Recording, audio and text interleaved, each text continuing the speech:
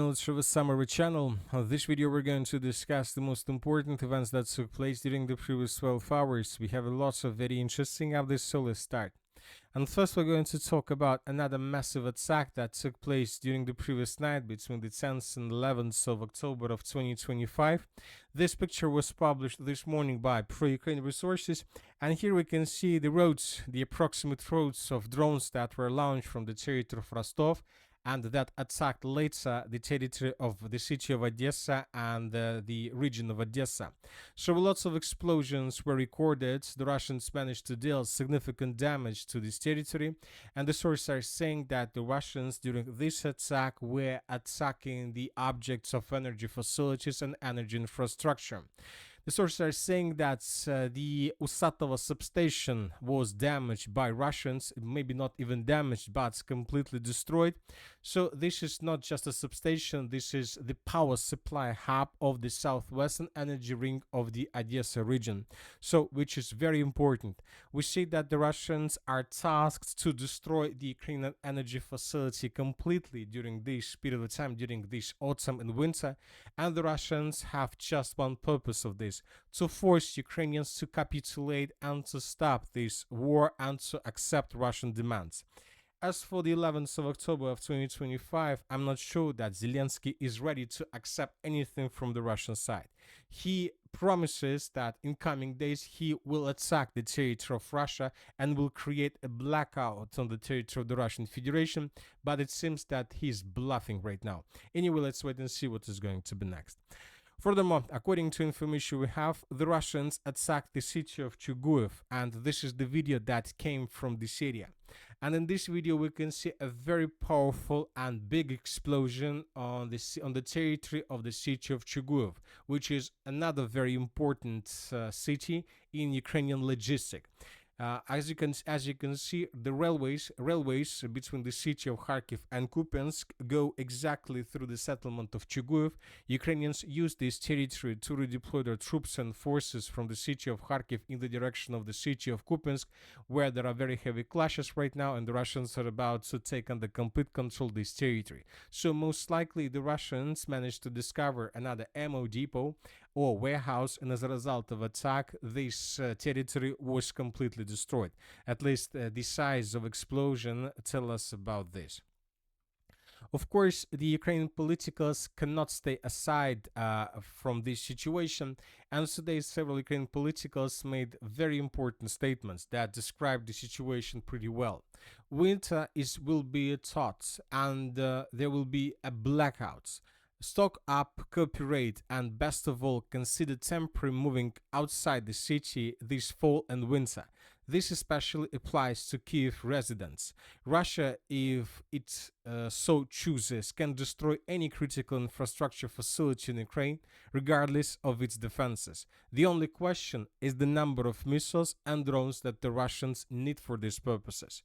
So obviously, the situation is going to be difficult, and winter is going to be probably the worst winter for Ukraine since the beginning of the special military operation. The Kiev's authorities understand the situation, and they are ready for a ceasefire. Kiev is ready for a ceasefire with Russia during the 2026 Olympics, the Ukrainian foreign minister stated. As you can see, this is a very important statement. They are ready for a ceasefire, but at the same time, this statement means that Ukrainians are planning to fight with Russians until at least February of 2026. So, which means that few more months we are going to see clashes along the line of combat contact and more strikes from the Russian side. Kiev supports Italy's proposal for a global ceasefire during the Winter Olympics, which will take place from February 6 to 22 of 2026, a Ukrainian foreign minister spokesperson stated. He also clarified that they are ready to initiate the ceasefire now. Of course, Kiev doesn't have any other option. They need a ceasefire right now because any second or any other attack on Ukraine energy facility can bring a complete collapse of the entire facility and energy infrastructure of Ukraine. For example, this is the settlement by the name of Rivne. The sources are saying that there were power outages as well. The city experienced emergency power outages, but the sources are saying that the Ukrainians were trying to transfer electricity from the western part of Ukraine in the eastern direction, and that led to some collapse, the partial collapse of the energy system in this part of Ukraine. So we see that this plan didn't work. Now let's discuss the situation on the ground, and first let's talk about the Zaporozhye direction, where the Russians continue their offensive operation. And currently, the most probably fierce clashes are taking place for the settlement by the name of Alexeyevka. This Russian offensive operation started several days ago. So this is the situation by the end of the 8th of October of 2025, and this is the moment when pro-Ukraine resources began publishing photos and videos that first Russian soldiers were recorded on the southern part of the settlement of Alexeyevka. So this is the first update about the situation in this region. Later, we started receiving updates on the ground. Some neutral mappers adjusted the map to the south of the settlement. Some pro-Russian resources reported about the beginning of offensive operation, and by the end of the 10th of October of 2025, we made the first adjustment based on the video that was published by pro-Ukraine resources, where we can see how Ukrainians were counter-attacking the southern part of Alexeyevka with a tank, and Ukrainians were attacking the barracks in the southern part of the settlement, which means that most likely by the time when Ukrainians were counter-attacking, the barracks were under complete Russian control. And by the morning of the 11th of October, we got additional details about the territory, about the situation in this area, and based on geolocations that were published by pro-Ukraine resources, we have adjusted the map, and currently we see that the armed forces of the Russian Federation controls around 50% of the settlement, and they continue advancing.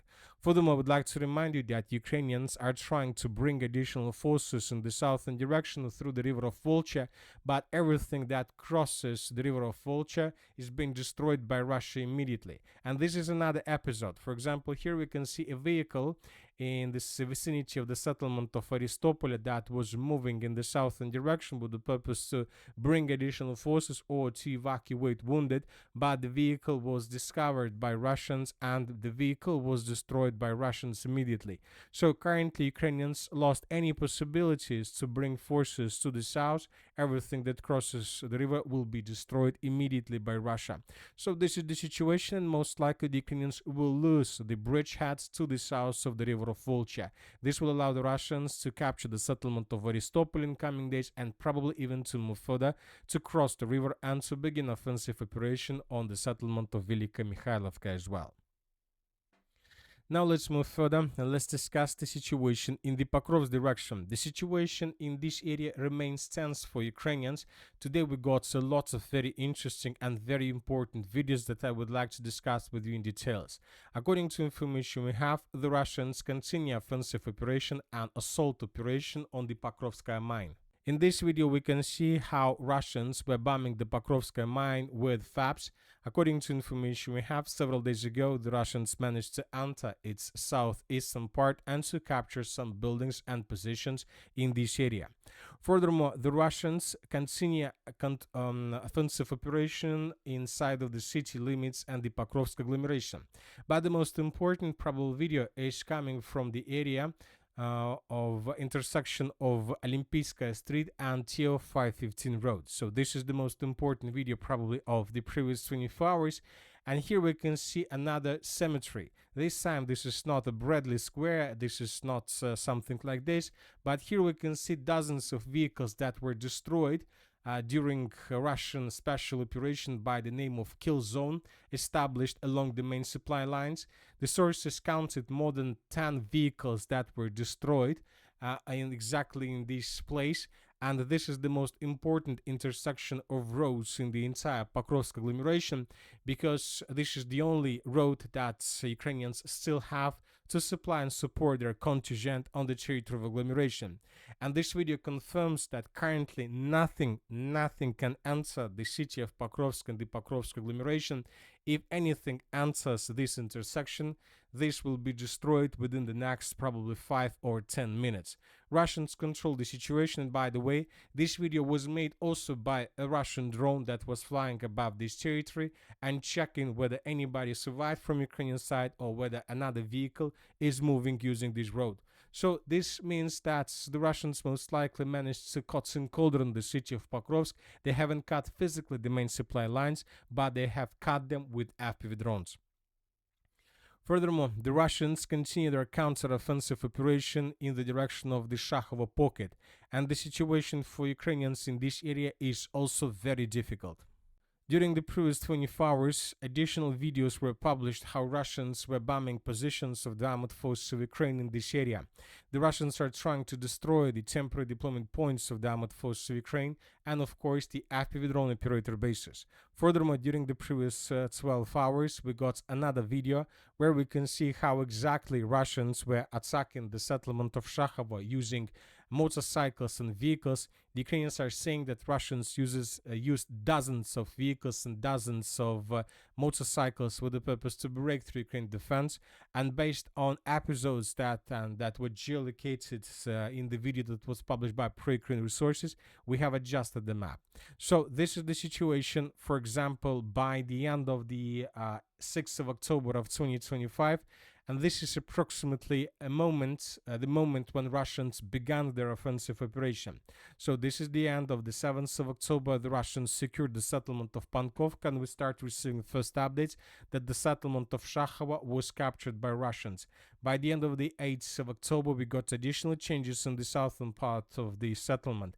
By the end of the 9th of October, we got additional clarifications about the situation on the ground. By the end of the 10th of October, the Russians improved their position significantly, and we start receiving first reports that indeed the settlement of Shakhove and Vladimirovka, where the Shakhove were about to capture, and Vladimirovka were captured. And by the beginning of the 11th of October, the Russians managed to recapture the settlement of Vladimirovka completely. And now the clashes and the battles are taking place for the final settlement in the Shakhove pocket by the name of Shakhove. As for the Siversk-Liman direction, during the previous 24 hours, nothing special was recorded. The Russians continue bombing and attacking positions of the armed forces of Ukraine along Seversky Donetsk River. In this video, we can see another camp, another temporary deployment point of the armed forces of Ukraine was destroyed. First, it was discovered as a result of intelligence operation.